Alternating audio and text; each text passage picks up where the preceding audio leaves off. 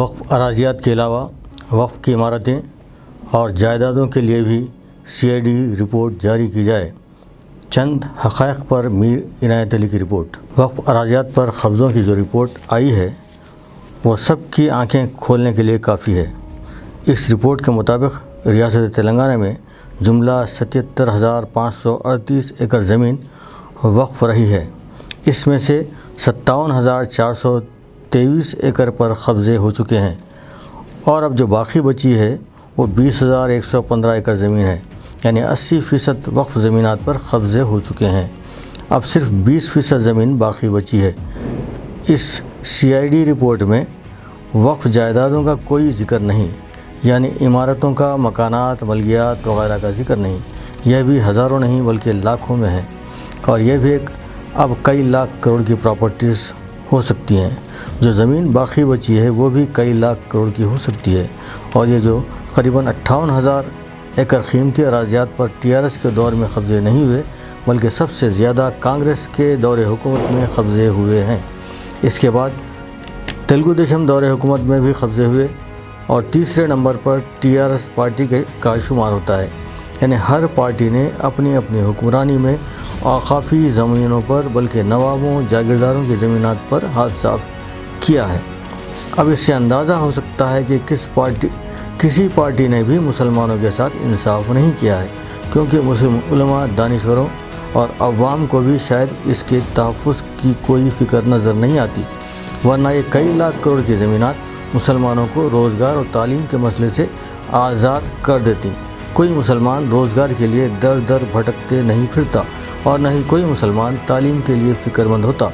خیر، TRS party نے تعلیم کے لیے کچھ نہ کچھ کوشش شروع کر دی ہے، جو ایک بہترین کام ہے۔ اس کے علاوہ اس پارٹی نے شادی مبارک اسکیم کے ذریعے بھی مسلم خاندانوں کو راحت پہنچانے کی کوشش کی ہے، لیکن مسلمانوں کے لیے روزگار کے مواقع کے لیے کوئی بہتر صنعتی پالیسی نہ بنا سکی، جبکہ مسلمانوں کا قیمتی سرمایہ پر غیر مسلم لوگ قابض ہیں۔ اگر اس پارٹی نے اپنے وعدے کے مطابق ٹی پرائڈ اسکیم SC/ST کے لیے جو روشناس کروایا ہے، اس کے مماثل مسلمانوں کے لیے ٹی پرائم اسکیم پر سنجیدگی سے عمل کرتی تو مسلمانوں کے لیے بڑی حد تک روزگار کا مسئلہ حل ہو جاتا۔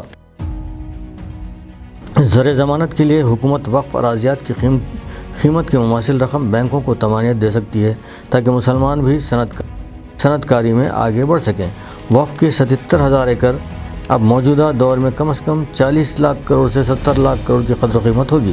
اس کے باوجود مسلمان بے روزگار ہیں، بے گھر ہیں۔ اسی لیے حکومت کو چاہیے کہ وہ بچی ہوئی زمینات اور جائیداد کو مسلمانوں کے کرائے پر دے دے اور انہیں NOC دے، تاکہ وہ اپنے لیے رہائشی مکانات تعمیر کر سکیں، کیونکہ مسلمانوں کی اپنی ملکیت ہے۔ ان کے بزرگوں نے اسے وقف کیا تھا، آج انہیں ہی در در کی ٹھوکریں کھانے کے لیے چھوڑ دیا گیا ہے، اور دیگر طبقات اس پر قبضے جمائے موج اڑا رہے ہیں۔ کیا حکومت کی نظروں میں یہ حقائق نہیں ہیں؟ اگر حقائق کو مد نظر رکھتے ہوئے بھی حکومت مسلمانوں کی فلاح و بہبود سے لاتعلق رہتی ہے تو یہ پھر مجرمانہ سیاست ہے۔ پہلے کی حکومتوں نے مجرمانہ سیاست کو خوب بڑھایا اور مسلمان ان کے لیے صرف ایک ووٹ بینک بن کر رہ گئے، لیکن آج کا مسلمان اوقافی زمینوں کی واپسی کا مطالبہ کرتا ہے۔ توقع ہے کہ TRS حکومت اس پر انصاف کے مطابق غور و فکر کرے گی اور کوئی لاہی عمل تیار کرے گی۔ TRS حکومت کو چاہیے کہ وقف زمینات ہی نہیں بلکہ وقف جائیداد اور عمارتوں کے بارے میں بھی CID کی رپورٹ طلب کرے، تاکہ اس کی روشنی میں کوئی مثبت قدم اٹھایا جائے۔ CID کی رپورٹ جاری کرتے ہوئے TRS حکومت نے سچائی سے پردہ اٹھایا ہے۔ توقع ہے کہ وہ وقف جائیدادوں کی بھی CID رپورٹ طلب کرے گی۔